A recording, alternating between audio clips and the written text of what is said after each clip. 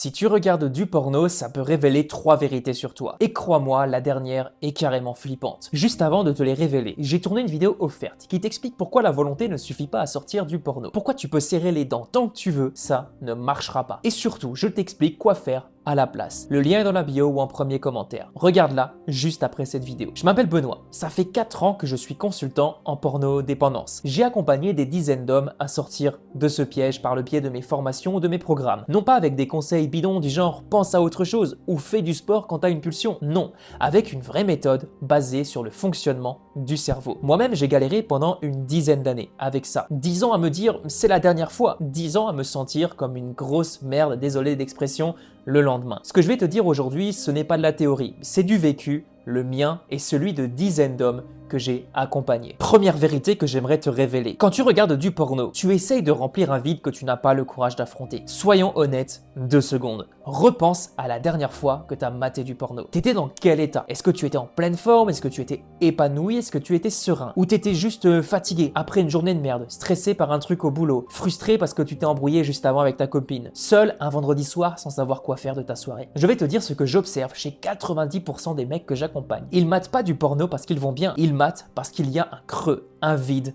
un manque. C'est un pattern récurrent. Et au lieu d'y faire face, ils l'endorment avec une dose de stimulation. C'est exactement le même mécanisme que dans n'importe quelle dépendance comportementale. Tu te dis que c'est de la détente, que t'en as besoin, que c'est normal après une grosse journée. Mais c'est pas de la détente, c'est juste une fuite, disons-le clairement. Une fuite devant ta solitude, ton stress, ta frustration, ton anxiété. Ce truc qui te ronge et que tu refuses de regarder en face. J'avais un client, appelons-le Marc, juste dans un souci de confidentialité. Cadre sup, belle situation, famille, etc. Il regardait du porno tous les soirs vers 23h, 23h30. Tous les soirs. Et tu sais pourquoi? Parce que c'était le seul moment où il se retrouvait seul. Et cette solitude, il ne savait pas quoi en faire ni comment la gérer et surtout il devait faire face à certaines émotions qui l'enfouissaient.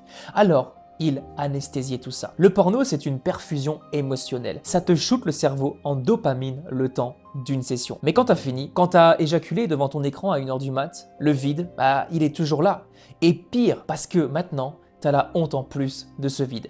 Et là, tu vas peut-être me dire « Ouais, mais Benoît, c'est pas un vide, c'est juste que j'ai des besoins, c'est biologique. » Ok, alors explique-moi pourquoi t'as pas ces besoins quand t'es en vacances avec tes potes, quand t'es à fond sur un projet qui te passionne, quand ta vie, elle est remplie. Ce n'est pas un besoin, c'est un pansement. Et le pansement, il cache la plaie, il la soigne pas. Deuxième vérité que tu dois comprendre, et celle-là, elle pique. Tu as perdu une partie de ta souveraineté. Je vais te poser une question très simple et je veux que tu te répondes honnêtement dans ta tête, là, maintenant, et tu peux même répondre en commentaire si tu le souhaites. Est-ce que tu peux passer 7 jours sans porno?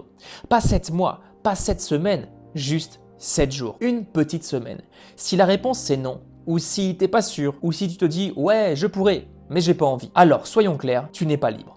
Je sais que c'est dur à entendre, mais c'est la réalité. Ton cerveau est littéralement conditionné à obéir à une décharge de dopamine. Tu n'appuies pas sur play parce que tu le veux vraiment. Tu appuies parce que ton système nerveux te tire par la laisse. T'as déjà vécu ce moment où t'es devant ton ordi, t'as une pulsion, et t'as cette petite voix qui te dit « Ah non, pas ce soir, c'est pas vraiment le moment, c'est pas bon pour toi, etc. » Et 10 minutes plus tard, t'es quand même en train de mater.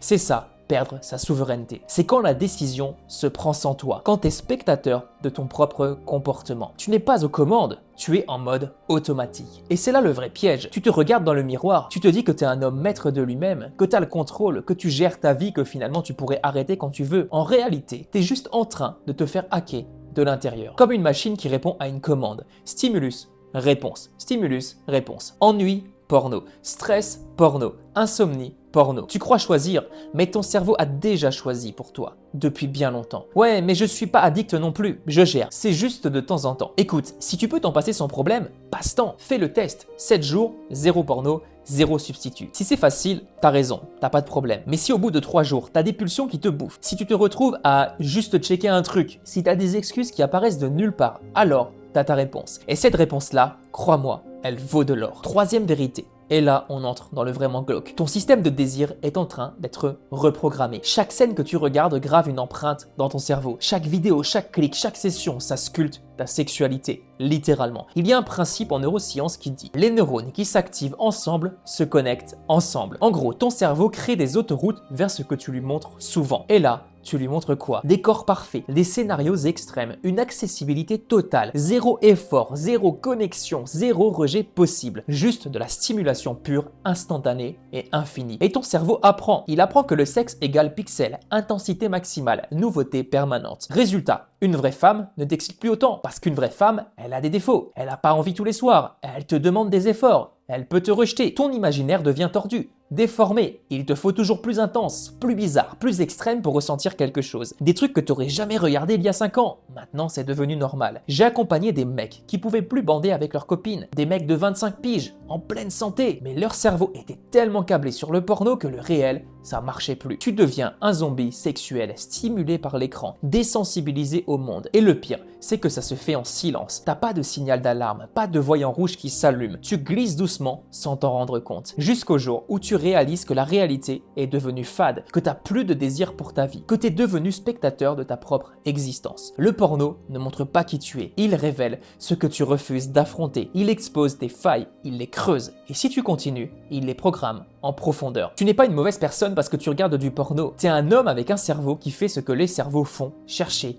la récompense facile. Mais maintenant tu sais, tu peux plus faire semblant de pas savoir. Alors la vraie question, c'est pas est-ce que je devrais arrêter le porno? La vraie question c'est combien de temps encore vas-tu laisser une industrie décider de ce qui t'excite, ce que tu désires et qui tu deviens? Combien de temps tu vas leur donner ce pouvoir sur toi? Si tu veux comprendre pourquoi la volonté ne suffit pas et surtout ce qui marche vraiment pour en sortir, regarde la vidéo offerte, le lien dans la bio ou en premier commentaire. Si cette vidéo t'a parlé, très important, like, commente, partage. Il y a peut-être un homme dans ton entourage qui a besoin d'entendre ça. Il le sait peut-être même pas encore. On se retrouve de l'autre côté.